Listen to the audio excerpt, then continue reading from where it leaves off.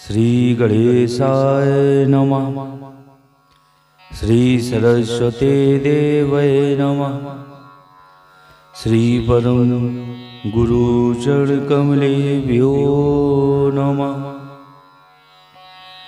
श्री मात व्रत चरण कमलेभ्यो नमः। सच्चिदानंद रूपाय विश्वोत्पत्त्यादि हेतुवे तापत्रय विनाशाय श्री कृष्णाय वयं नुमः।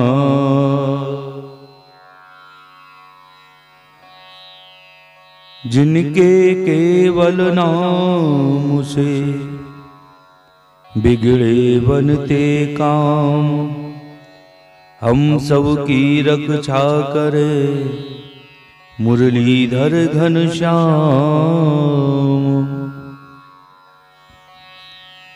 जिनके सेवा भाव से मगन हुए सिया राम, ऐसे श्री हनुमान जी को बारंबार प्रणाम। जय जय श्री राधा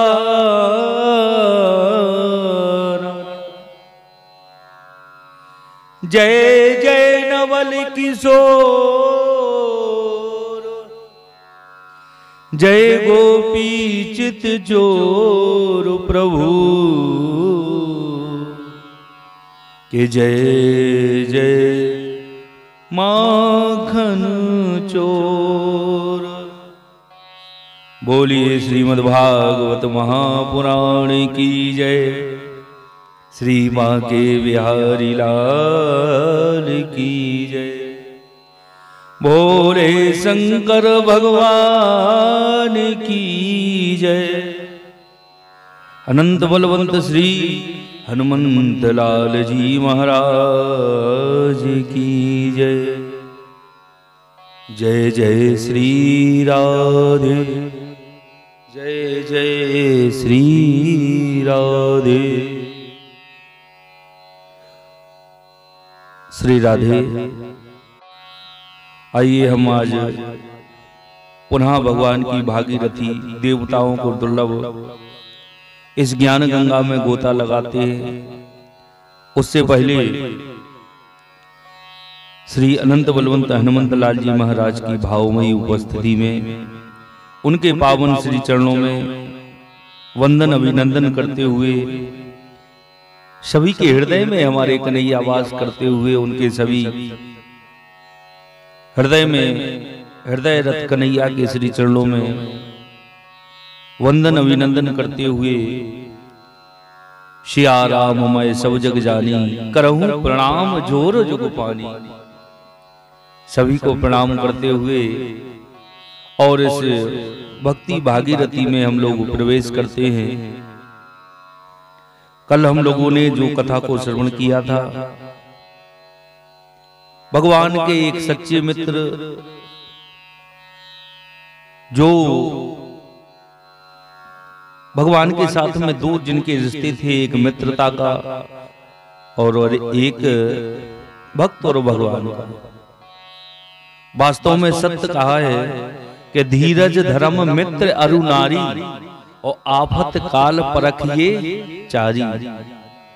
जब हमारे ऊपर परेशानी आती है, आपत्ति आती है, तो ये चार लोगों का परीक्षण होता है उस समय। कौन कौन? धीरज, धर्म, मित्र और नारी। तो कहने का मतलब है कि सुदामा जी भगवान से कैसा रिश्ता था, जरा सोचिए, विचार कीजिए। कहाँ सुदामा जी और कहाँ वो द्वारकाधीश। तो महाराज सुखदेव जी कहते हैं, हे राजा, एक बार जब सर्वग्रास सूर्य ग्रहण लगा है तो वसुदेव देव की भगवान श्री कृष्ण बलराम भगवान की सभी पटरानियां, सभी यदुवंशी पांडव नंद बाबा आदि कुरुक्षेत्र गए। तीर्थ स्नान आदि के पश्चात सभी लोग परस्पर मिलते हैं, अपने अपने सुख दुख की बातें करते हैं। बहुत सुंदर वर्णन इस प्रसंग का सुखदेव जी ने राजा पारीक्षित को श्रवण कराया है। इस प्रसंग में कुंती एवं वसुदेव के चर्चा वार्तालाप। कुंती वसुदेव से कहती हैं कि भैया हमारे ऊपर कितनी आपत्तियां आई, पर आपने हमारी सुध भी नहीं ली। इससे बढ़कर दुख की बात क्या होगी। यहां कुंती कहती हैं, विधाता जिसके बाएं हो जाता है उसे स्वजन संबंधी पुत्र और माता पिता भी भूल जाते हैं। इसमें आप लोगों का कोई दोष नहीं। यह कटु सत्य कि जीवन में ऐसा समय भी आता है जब संसार के सभी संबंधी उसका साथ छोड़ देते हैं। ऐसे समय में व्यक्ति को अकेले ही उन स्थितियों का सामना करना होता है। कुंती की बात का उत्तर देते हुए वसुदेव जी कहते हैं, बहन उल्हाना मत दो, आप बुरा ना मानो। सभी मनुष्य देवताओं के खिलौने हैं। कहते हैं कि सबही नचावत राम गोसाई और बधो कीट मरकट की नाही। मनुष्य सब देव के खिलौने हैं। यह संपूर्ण लोग ईश्वर के बस में रहकर कर्म करता है और उसका फल भोगता है।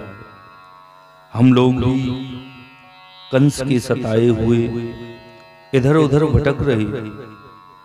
अभी कुछ ही दिन पूर्व भगवान की कृपा से हम पुनः अपना स्थान प्राप्त कर सके। कुंती वसुदेव के इस वार्तालाप से यह स्पष्ट होता है कि हमारे जीवन की दिशा और दशा को हमारे कर्म एवं ईश्वर का अनुग्रह तय करता है। इसी मिलन प्रसंग में भगवान श्री कृष्ण गोपियों से मिलते हैं, उनकी कुशल मंगल पूछते हैं और कहते हैं कि प्यारी गोपियों, मेरे ब्रज से चले आने का तुम बुरा तो नहीं मानने लगी। मुझे मेरे स्वजन संबंधियों की रक्षा एवं शत्रुओं का विनाश करने के लिए ही ब्रज को छोड़ना पड़ा। तुम्हारे प्रेम एवं समर्पण भाव के लिए मैं सदा ऋणी कृतज्ञ रहूंगा। यहाँ पर भगवान कहते हैं, प्राणियों का संयोग और वियोग परमात्मा के इच्छा अनुसार ही होता है। वे ही प्राणियों के संयोग और वियोग के कारण हैं। यह सत्य है कि प्राणियों के जीवन में जो कुछ भी घटित होता है उसमें उनके कर्म एवं परमात्मा की इच्छा होती है। मनुष्य अपने में एवं अहम भाव को सामने रखकर स्वयं को ही कर्ता मान लेता है, जबकि वास्तविकता वह है ही कि वह एक यंत्र मात्र है। उसको चलाने वाला तो परमेश्वर है। इसके बाद सुखदेव जी कहते हैं, राजन, सुभद्रा हरण का वर्णन आता है और अंत में वेदों के द्वारा भगवान की स्तुति एवं भगवान कृष्ण की लीला विहार का सुंदर वर्णन आता है। और इसके साथ दसम स्कंद को विराम करते हुए सुखदेव जी महाराज आगे प्रवेश करते हैं। भगवान श्री कृष्ण के जीवन में जीवन चरित्र एवं उनकी लीलाओं का वर्णन भागवत के दसम स्कंद एक अद्वितीय स्कंद है।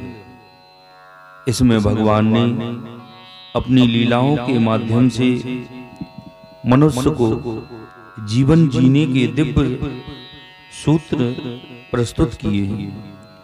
उन्होंने हंसते मुस्कुराते हुए जीवन जीने का संदेश दिया है।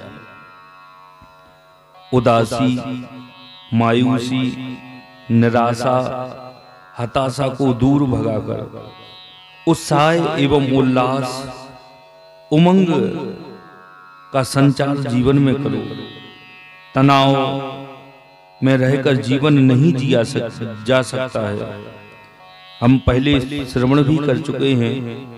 कोई भी कार्य करो, कोई भी कार्य करने से पहले मन हमारा प्रसन्न होना चाहिए, मन प्रफुल्लित होना चाहिए। भगवान के कार्य में अगर हम रत हैं, कैसे? बोले, मुख प्रसन्न तन तेज विराजा, कीनस रामचंद्र कर काजा। जब भगवान की आज्ञा से अनंत बलवंत हनुमंत लाल जी महाराज जानकी जी की खोज करने को गए, तो वो जबरदस्ती नहीं गए। उनका मुंह कैसा है? मुख प्रसन्न है, तन तेज विराजा। उनके तन पर स्फूर्ति है और ऐसे वो मैया जानकी जी की खोज करने के लिए गए। तो महाराज हमें कृष्ण भगवान के चरित्र में अलौकिक एक मार्गदर्शन प्राप्त होता है। अद्भुत बुद्धिमता, विलक्षण राजनीति कुशलता उनमें हमें देखने को मिलती है। भगवान मनुष्य को संपूर्ण जीवन भगवान का मनुष्य के लिए समझाने को है और भगवान समझाने को ही इस धराधाम पे आए। उनके जीवन में भोलापन है पर चतुराई भी गजब की है।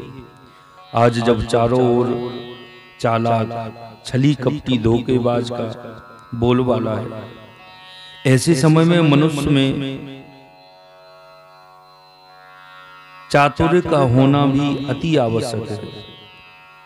अगर आप चतुर नहीं हैं तो आप आज के लोगों से ठगे जाएंगे।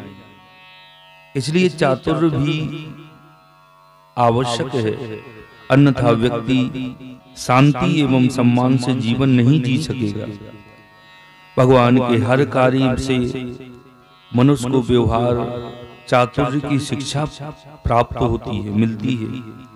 उनका प्रत्येक कार्य कुशलता, दक्षता, राजनीति एवं कूटनीति सूझबूझ से परिपूर्ण है।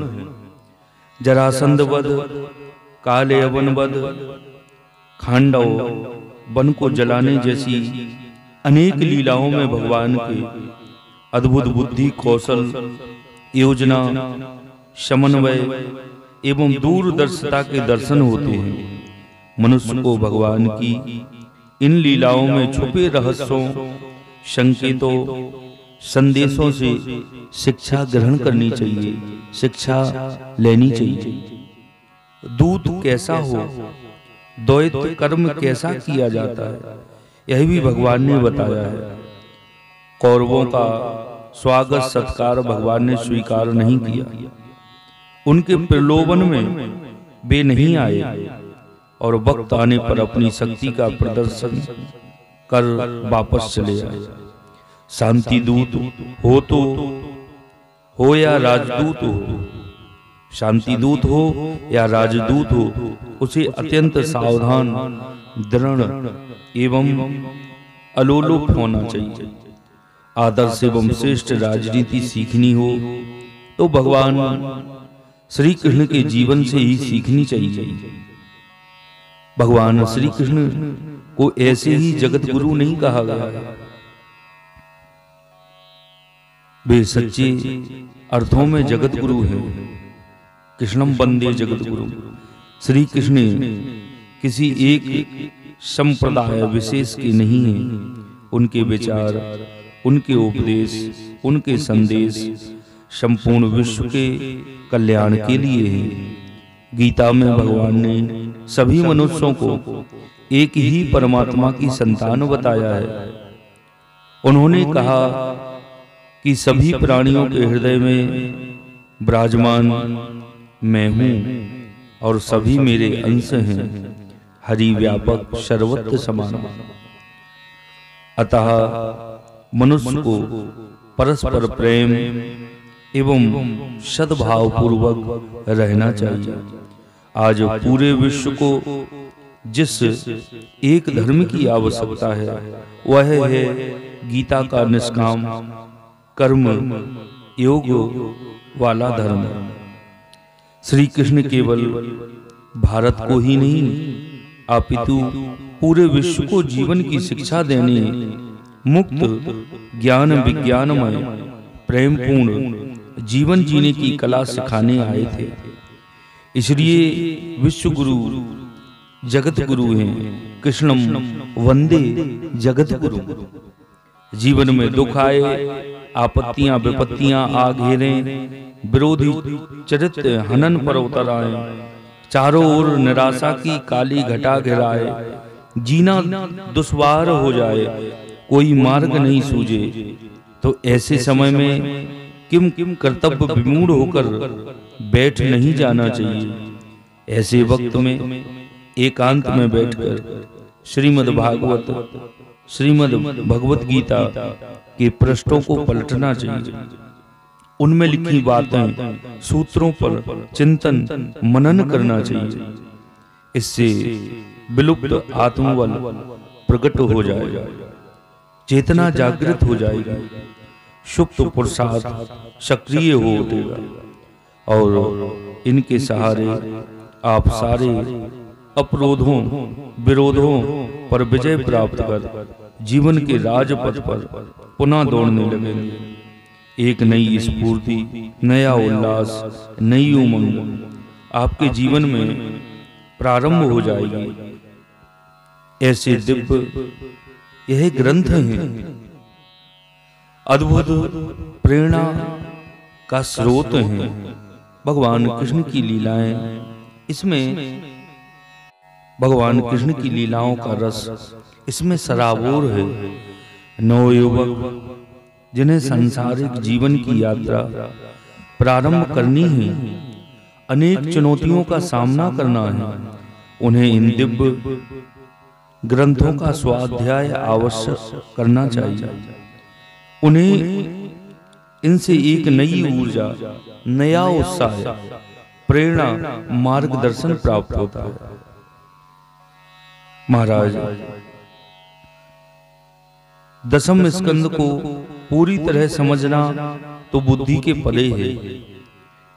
वो तो आज इस कलयुग में ऐसे ऐसे श्रोता हो गए, और श्रोता तो ठीक है, वक्ता ऐसे हो गए कि महाराज गणेश जी ने जब भागवत जी की कथा को लिखा है, व्यास जी श्लोक बोलते हैं, तो व्यास जी कभी कभी ऐसे जटिल श्लोकों को बोलते हैं कि गणेश जी को लिखने में, समझने में थोड़ा सा समय लगता है, लेकिन धन्य है आज ऐसे व्यास लोग हैं, कथा करने वाले, जिनको समझने में बिल्कुल टाइम भी नहीं लगता है, वो जल्दी समझ जाते हैं। गणेश जी को तो थोड़ा समय लगता था समझने में, लेकिन धन्य है महाराज। तो दसम स्कंद पूरी तरह समझना बुद्धि के परे है। भगवान की लीलाओं के रहस्य को केवल उनके परम भक्त ही समझ सकते हैं। और फिर भगवान की कृपा जिसके ऊपर होती है वही भगवान को समझ सकता है। सोहे जानो जिहु देह जनाई और जानत तुमई हो जाई। भगवान जिसको जितना जिस मात्रा में जितना भी जनाना चाहे वो उतने ही भगवान को जान सकता। एक कथा आती है, एक बार सूरदास जी रात्रि के समय भगवान का नाम गुणगान करके वापस अपनी कुटिया पर आ रहे थे। तो सूरदास जी चलते चलते रास्ता एक कुएं की तरफ उन्होंने अपनी रास्ता पकड़ ली, क्योंकि उनको दिखता नहीं था। लाठी को आगे बढ़ाते जाए और सामने कुआं था।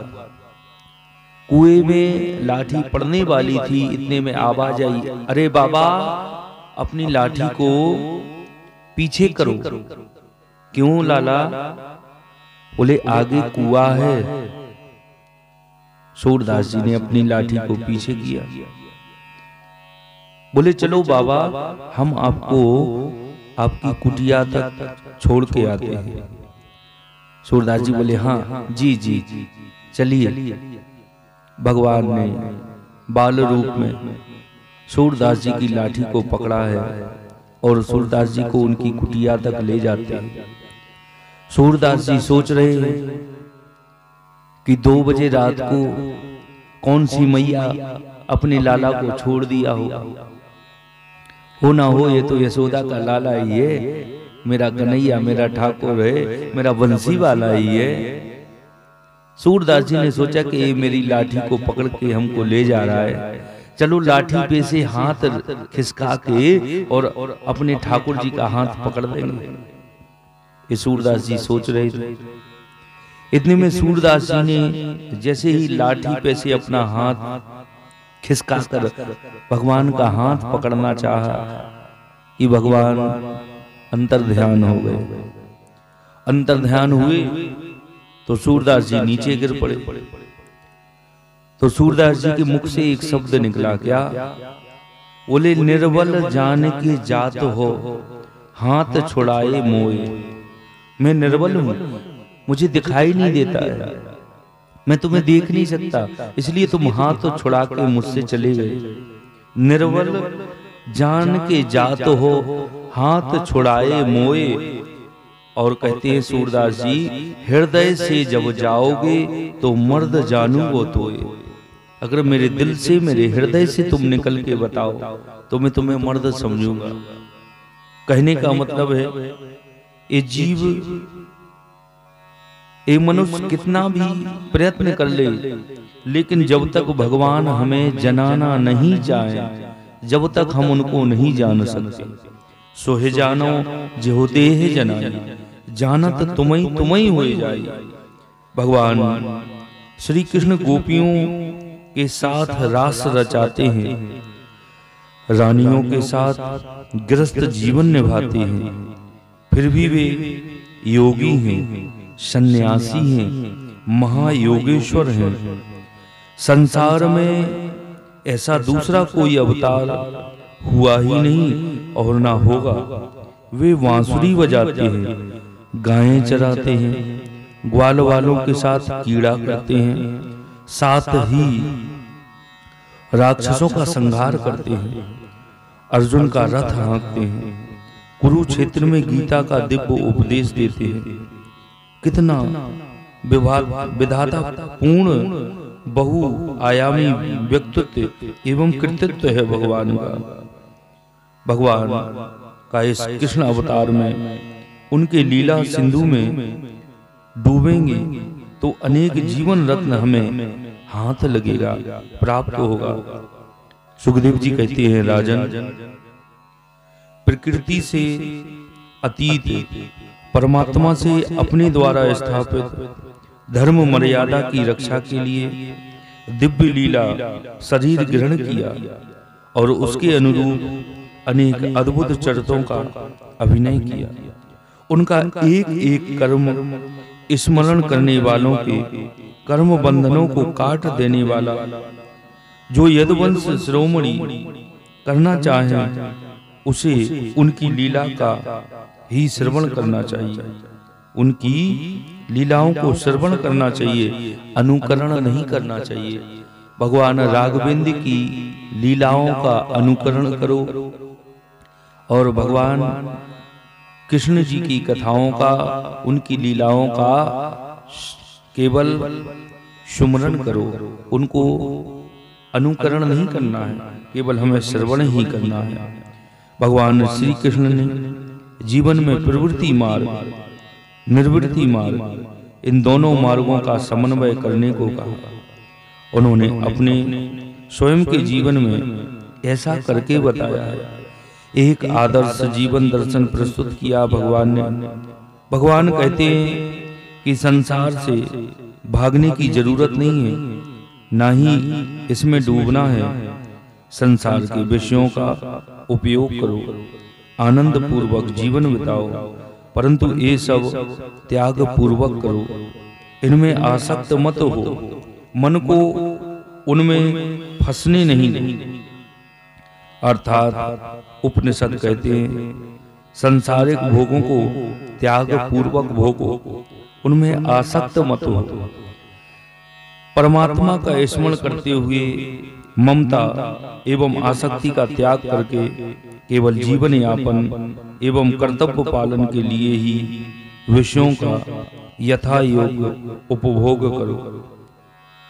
जीवन जीने की यह शैली व्यक्ति एवं संसार दोनों के लिए कल्याणप्रद है। भगवान ने ऐसी ही विचारधारा, ऐसी ही जीवन शैली का प्रतिपादन, अनुमोदन गीता जी में भी किया है। जीवन का उद्देश्य समझाने वाला ज्ञान है। मुक्ति ज्ञान से ही मिलती है। जीवन का परम लक्ष्य मोक्ष प्राप्त करना है। दसम स्कंद लीला सिंधु है और एकादश स्कंद ज्ञान सिंधु। जीवन का अथाह ज्ञान इसमें भरा हुआ है। भागवत का नवीन नवनीत है। इसमें आइए हम इस ज्ञान सिंधु में अवगाहन करें और जीवन के अमूल्य रत्नों को निकालने का प्रयास करें। भगवान श्री कृष्ण के कार्य लगभग पूर्ण हो गए हैं। अब भगवान स्वाधाम गमन की तैयारी कर रहे हैं। भगवान ने सोचा कि लोक दृष्टि से पृथ्वी का भार दूर हो जाने पर भी वस्तुतः मेरी दृष्टि से अभी तक वह दूर नहीं हुआ है, क्योंकि जिस पर कोई विजय प्राप्त नहीं कर सकता वह यदुवंश पृथ्वी पर है।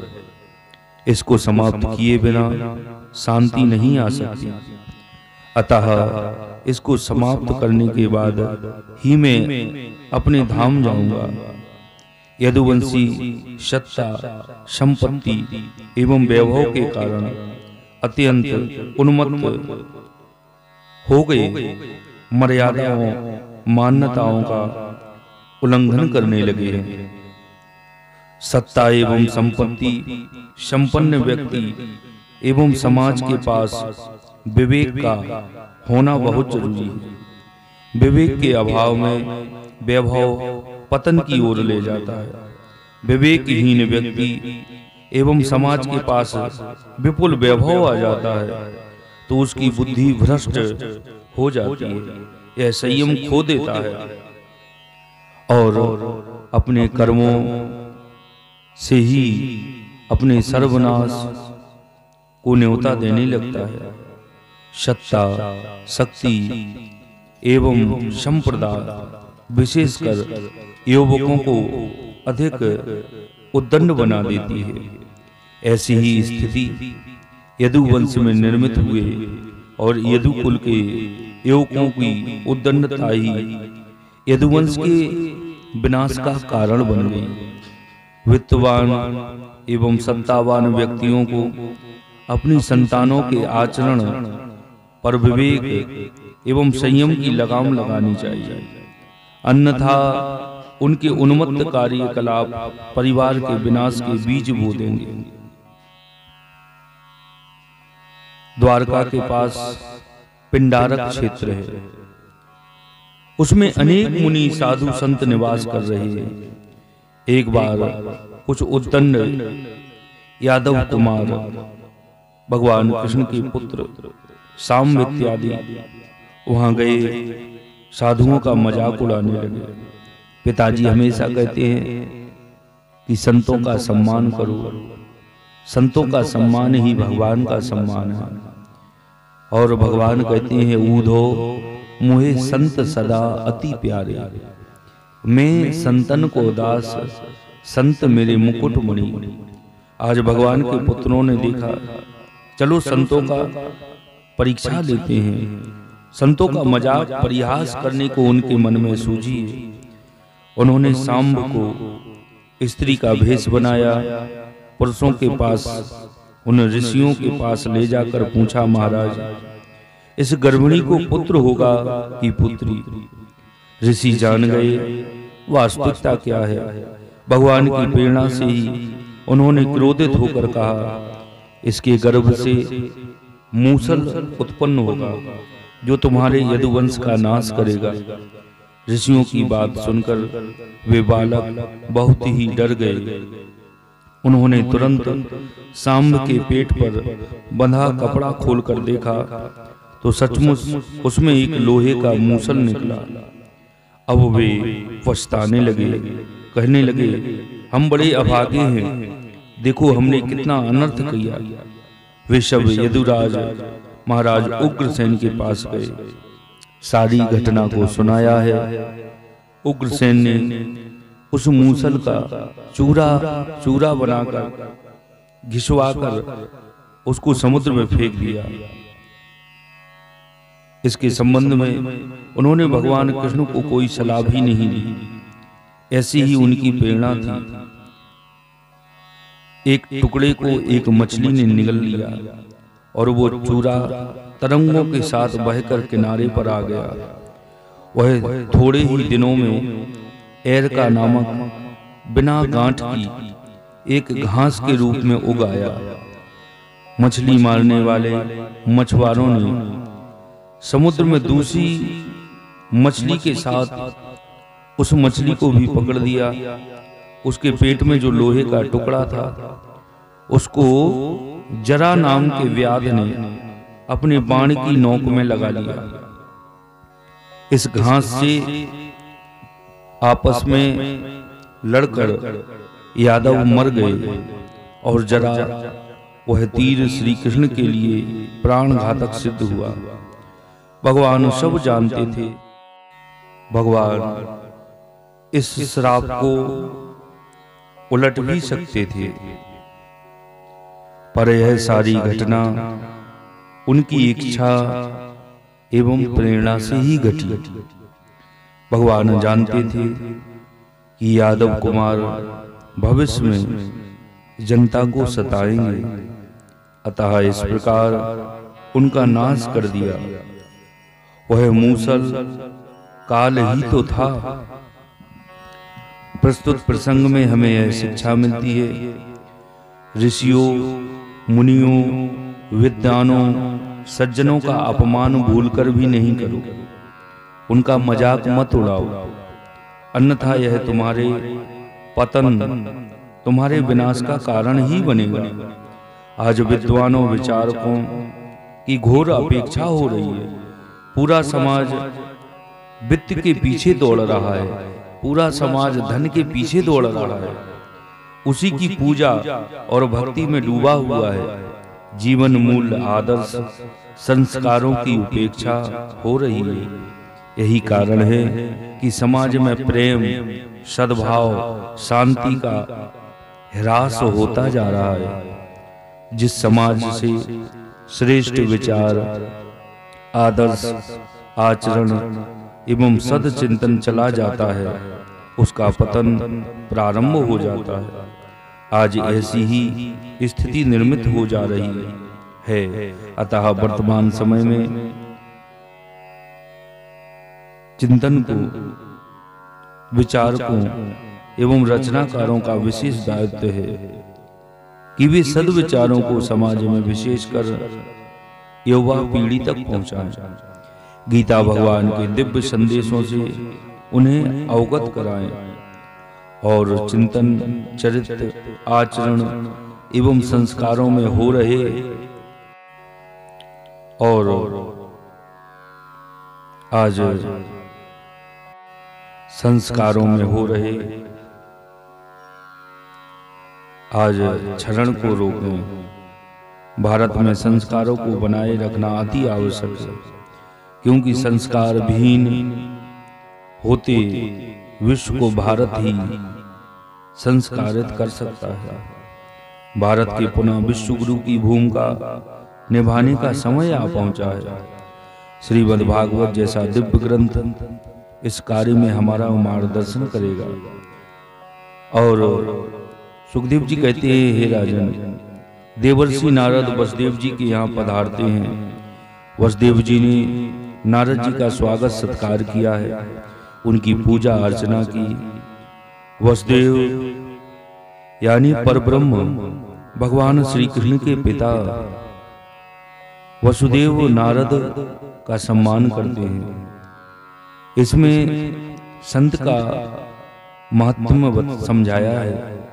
भागवतकार भगवान वेद व्यास ने वसुदेव के मुंह से कहलवाया है, संत भगवान से श्रेष्ठ हैं। भागवत के ने संत की महत्ता को रेखांकित किया है।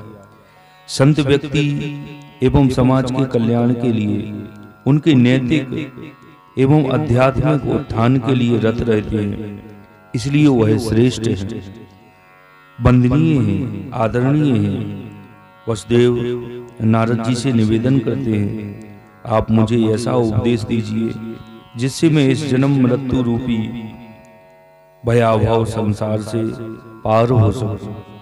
नारद जी ने कहा, वसुदेव जी, आपका यह प्रश्न बहुत ही सुंदर है, क्योंकि यह भागवत धर्म के संबंध में है, जो सारे संसार को जीवन दान देने वाला, पवित्र करने वाला।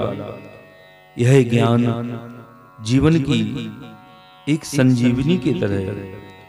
नारद जी ने वसुदेव को 9 योगेश्वरों और राजा निमि का संवाद सुनाया।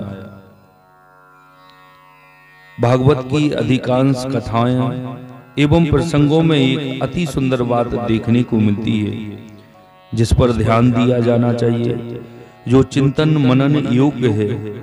जब भी कोई व्यक्ति, कोई संत, ज्ञानी, यहाँ तक कि भगवान से भी कोई प्रश्न पूछते हैं, उनके समक्ष अपनी कोई जिज्ञासा रखते हैं, तो वे संत प्रश्नकर्ता को अपनी ओर से सीधा उत्तर नहीं देते हैं, कोई समाधान स्वयं की ओर से प्रस्तुत नहीं करते हैं, अपितु वे किसी अन्य संवाद का जिक्र करते हुए उपदेश देते हैं, ज्ञान प्रदान करते हैं, समाधान प्रस्तुत करते हैं।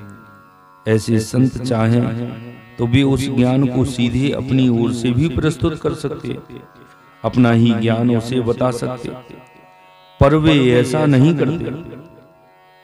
भागवत में इसके पीछे बहुत सुंदर मंतव्य है।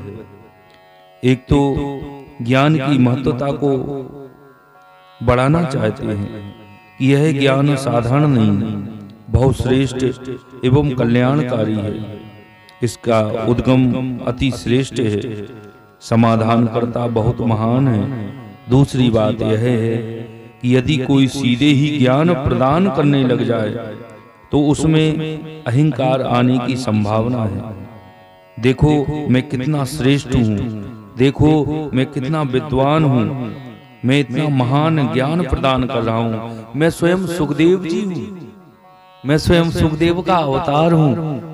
कुछ लोग तो ऐसा भी सोचने लगते हैं, मेरा कितना महत्व है, मैं सबसे बड़ा विद्वान हूँ। इस अहंकार समन करने के उद्देश्य से भागवत में वक्ता के द्वारा किसी अन्य संवाद का संदर्भ देखकर समाधान प्रस्तुत करवाते हैं। वक्ता में अहम भाव नहीं आना चाहिए और ज्ञान की महिमा महत्वता को रेखांकित करके उद्देश्य से उनका उद्गम, उनका स्रोत श्रेष्ठतम बताया जाना चाहिए। इदम नामम का भाव व्यक्त करते हुए ही वक्ता को कथा कहनी चाहिए। अपने ज्ञान का बखान नहीं करना चाहिए। किंतु कितनी सुंदर ये सोच है भागवत में जो बताई गई। आज के संत विद्वानों वक्ताओं को इससे मार्गदर्शन लेना चाहिए। भागवत एक महान ग्रंथ है जो जीवन के हर क्षेत्र का गहन ज्ञान हमें प्रदान करता है। आज कुछ लोग हैं ऐसे संसार में जो अगर कोई चरित्र हमें सुनाए, कोई अच्छी बात श्रवण कराए, तो वो कहते ये मैंने सुनी नहीं है, ये मैंने ही इसको बनाया है, मेरा ही ये भाषण है, मैंने ही इस कथा की रचना की है। हालांकि वह अनादि से चली आ रही है। शब्द अनादि है, शब्द भगवान का ही रूप है, शब्द कभी नष्ट नहीं होता है। नारद जी वसुदेव जी से कहते हैं कि एक बार विदेह राज निमि की यज्ञशाला में 9 योगेश्वर जो कि ऋषभ देव के 100 पुत्रों में से थे वह पधारे। राजा ने उनका विधिवत स्वागत सत्कार पूजन अर्चन करने के बाद उनसे 9 प्रश्न पूछे थे। उन 9 योगेश्वरों में से प्रत्येक ने इन प्रश्नों में से एक का उत्तर प्रस्तुत किया। उन प्रश्नों में एवं उत्तरों का बहुत सुंदर सार गर्भित विवरण भागवत की 11वें स्कंद के दूसरे से लेकर 5वें अध्याय में वर्णित है। इस संवाद का सार अंश यहाँ प्रस्तुत है। राजा निमि ने योगेश्वरों से पूछा, परम कल्याण का स्वरूप क्या है और उसका साधन क्या है? भागवत धर्म क्या है? 9 योगेश्वरों में से प्रथम ने कहा, राजन, जीव ईश्वर का अंश है। वह अंशी के सानिध्य में रहकर उसके चिंतन में रत रहकर ही सुख और शांति पा सकता है। भगवान के चरणों की उपासना ही मनुष्य के परम कल्याण का मार्ग है। भगवान की भक्ति व्यक्ति को निर्भयता पूर्वक निश्चिंत एवं निर्द्वंद्व जीवन जीने एवं कर्तव्य कर्म करने की शक्ति प्रदान करती है और भक्ति ही भगवान की प्राप्ति कराती है। भगवान ने भोले भोले अज्ञानी मुनियों को भी अपनी प्राप्ति के लिए जो उपाय स्वयं के मुख से बतलाए हैं वही भागवत धर्म है। भागवत का अर्थ है भगवान के भक्त। भगवान के भक्त का चिंतन, सोच, विचार, रहन सहन, जीवन कैसा होना चाहिए, यह सब भगवान ने बताया है और इसी को भागवत धर्म कहते हैं। भागवत धर्म से तात्पर्य है भगवान के भक्तों के धर्म कर्म। भक्त कैसा होना चाहिए, भक्ति का स्वरूप क्या है, यह समझ लेंगे तभी तो सही भक्ति मार्ग पर चल सकेंगे और आदर्श भक्त बनकर भगवान को प्राप्त कर सकेंगे। जो व्यक्ति सारे जगत को भगवान का ही रूप मानता है और सभी में प्रभु का अंश समझकर सभी से आत्मीय व्यवहार करता है, वही परम भागवत है। भक्त अहम शून्य होता है, कर्म का अहंकार उसमें नहीं होता है। वह अपना प्रत्येक कर्म भगवान को समर्पित करता है। मन, वाणी एवं शरीर से जो भी कर्म करो वह भगवान को समर्पित करो। यही सरल से सरल सीधा सा भागवत धर्म है। वास्तविक भक्ति तो एक वृत्ति है, एक चिंतन है, एक जीवन दर्शन है। भागवत मनुष्य की वृत्ति बदलने का मार्ग बताती है, इसलिए भागवत धर्म श्रेष्ठ धर्म है। भक्ति से व्यक्ति में अद्भुत शक्ति आती है, भक्ति से निर्भीकता आती है, भक्ति जीवन विकार से सहायक होती है, जीवन के विकास में भक्ति सहायक होती है। परमात्मा भक्ति से ही प्राप्त होते हैं। भगवत गीता की भांति ही यह भागवत अद्भुत है। जीवन का समग्र ज्ञान इसमें आ गया।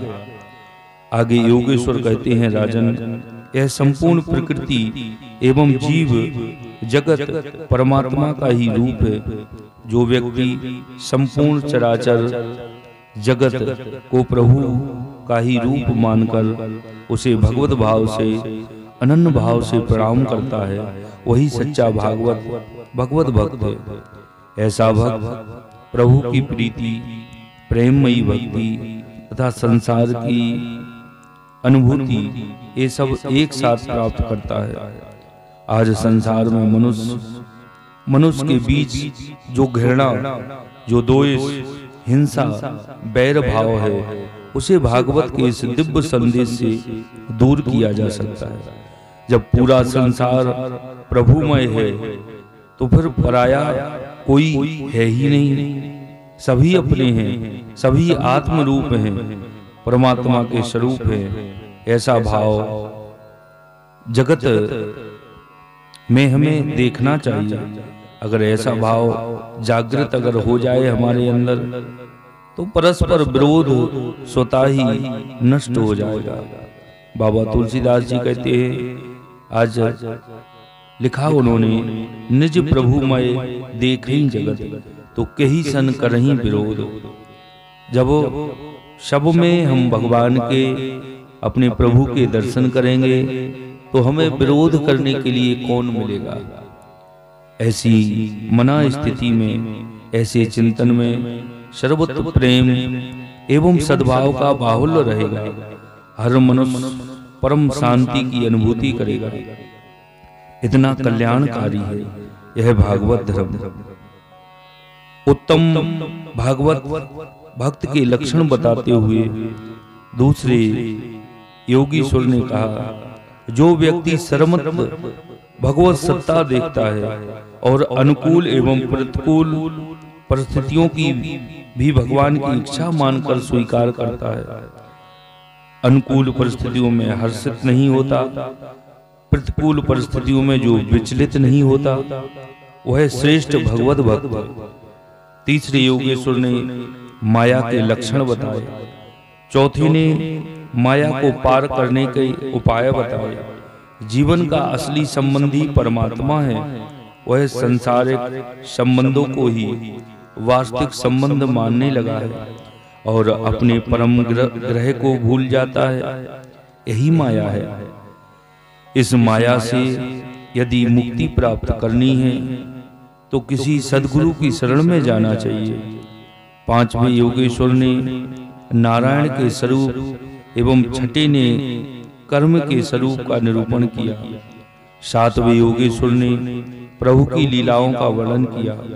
उन्होंने सभी अवतारों की कथा सुनाई। आठवें योगीश्वर ने भक्तिहीन पुरुष की अधोगति का वर्णन किया एवं नौवें योगेश्वर ने भगवान की पूजा विधि बताई। अंत में नारद जी ने वसुदेव से कहा कि अब समय अधिक नहीं बचा है, श्री कृष्ण को अपना पुत्र ना मानो, वे तो साक्षात परब्रह्म हैं। ऐसी दृष्टि रखकर जीवन का कल्याण कर लो। भगवान श्री कृष्ण का कार्य पृथ्वी पर पूर्ण हो गया तो देवगण भगवान से स्वाधाम लौटने की प्रार्थना करते हैं। प्रभु ने भी पृथ्वी लोक से जाने का निश्चय कर लिया। उद्धव ने जब सुना कि भगवान यादवों का संहार करा के इस लोक से जाने की तैयारी कर रहे हैं तो वे प्रभु के पास आए और कहने लगे, आप जा रहे हैं, मैं आपके बिना कैसे जी सकूंगा, मैं भी आपके साथ ही चलूंगा, कृपा करके आप मुझे भी साथ ले चलिए। उद्धव जी के निवेदन करने पर भगवान ने उन्हें तत्व ज्ञान का उपदेश दिया। वह बहुत ही सुंदर है। इसे उद्धव गीता भी कहते हैं। भगवान कहते हैं, उद्धव, मैंने कई प्रकार के शरीरों का निर्माण किया, किंतु मनुष्य शरीर मुझे अति प्रिय है। भगवान कहते हैं सब मम प्रिय सम मम उपजाए, सबते अधिक मनुज मोहे भाए। जीवन का वास्तविक ध्येय क्या है? मनुष्य दुनिया में क्यों आया? उसका लक्ष्य क्या है? आदि विवेकपूर्ण बातों पर विचार करने की बुद्धि केवल मनुष्य में है। शेष योनियों में इस प्रकार की बुद्धि नहीं है। अतः मनुष्य को इस बात पर चिंतन करना चाहिए कि यह जगत क्या है और इसमें क्या हो रहा है। इस प्रकार चिंतन मनन करके मनुष्य अपनी विवेक शक्ति से जीव, जगत और जगदीश्वर के वास्तविक स्वरूप को समझ सकता है। वह यह जान सकता है कि सत्य क्या है और मिथ्या क्या है। परंतु हम इन बातों पर कभी चिंतन ही नहीं करते। हम बड़े होते हैं, विवाह करते हैं, धन संपत्ति कमाते हैं, परिवार चलाते हैं, बूढ़े हो जाते और मर जाते हैं। परंतु जीवन क्या है, क्यों मिला है, किस लिए मिला है, इसका हमें पता ही नहीं चलता। भगवान कहते हैं कि जीवन और जगत को इंद्रियों के ज्ञान से नहीं समझा सकता। जीवन को आत्मा के माध्यम से ही समझा जा सकेगा। आत्मा ही मनुष्य का सच्चा मार्गदर्शक है, सच्चा गुरु है। इंद्रियों से जो पता चलता है वह पूर्णतः सत्य नहीं है, वह ज्ञान मिथ्या है। सच्चा ज्ञान तो आत्मा के प्रकाश से ही प्राप्त होता है। भगवान कहते हैं इंद्रियों के साधन में होने वाला और ज्ञेय पदार्थ दोनों मिथ्या हैं। इंद्रियों से प्राप्त ज्ञान विश्वास करने जैसा नहीं है। इंद्रियां मिथ्या ज्ञान कराती हैं। जब हम रेलगाड़ी से यात्रा कर रहे होते हैं और खिड़की के बाहर झांक कर देखते हैं तो आंखें हमें दिखाती हैं कि पेड़ दौड़ रहे हैं, पर वास्तव में पेड़ नहीं दौड़ रहे होते, दौड़ती तो रेलगाड़ी है। चांद को देखते हुए चलते हैं तो लगता है कि चांद चल रहा है, पर ऐसा नहीं है बच्चे। हम तो ऐसा समझते हैं कि इंद्रियों से जो ज्ञान हमें होता है वह सत्य है, पर हमारी यह समझ झूठी है। भगवान इंद्रिय ज्ञान को मिथ्या बताते हैं। भगवान कहते हैं कि तुम में और जगत में कोई भेद नहीं है। जीव, जगत और जगदीश्वर एक है, इनमें भेद नहीं है। जैसे कहते हैं हम लोग कि भक्ति, भक्त, भगवंत, गुरु, चतुर नाम बपु एक। ऐसे ही जीव, जगत और जगदीश्वर ये एक है, इनमें भेद नहीं है। यह ज्ञान भगवान ने उद्धव को समझाया है और यही आत्मज्ञान है, यही तत्व ज्ञान है। इस ज्ञान की अनुभूति, इस परम रहस्य का साक्षात्कार आत्मा के द्वारा होता है। अतः हे उद्धव, आत्मा को ही गुरु मानो। मनुष्य को अपना उद्धार इस आत्मा के माध्यम से स्वयं ही करना है। भगवान कहते हैं मनुष्य को चाहिए कि वह आत्मा की सहायता से स्वयं ही अपना उद्धार करे। ज्ञान का स्रोत आत्मा ही है। संपूर्ण ज्ञान मनुष्य की आत्मा में निहित है। वही ज्ञान का महासिंधु है। बाहर कोई भी ज्ञान नहीं है। जो कुछ है वह सब अंदर है। प्रकृति, बाहर के पदार्थ, जगत में घट रही घटनाएं ज्ञान प्राप्ति में सहायक हो सकती है। वे अंदर संचित ज्ञान को प्रकट कराने में उनका उद्दीपक का कार्य कर सकती है, पर उनमें ज्ञान नहीं है। ज्ञान तो आत्मा में ही है। ज्ञान हमारे अंदर है। यह चिंतन मन से, विचार मंथन से वैसे ही प्रकट होता है जैसे अग्नि मंथन से लकड़ी में उपस्थित अग्नि प्रकट होती है। आत्मचिंतन से हम परमात्मा का साक्षात्कार कर सकते हैं, जीवन का परम लक्ष्य समझ सकते हैं, शांतिपूर्ण एवं दिव्य जीवन जीने का ज्ञान प्राप्त कर सकते हैं। आज की कथा को भगवान के चरणों में यहीं प्रणाम करते हैं। बोलिए बांके बिहारी लाल की।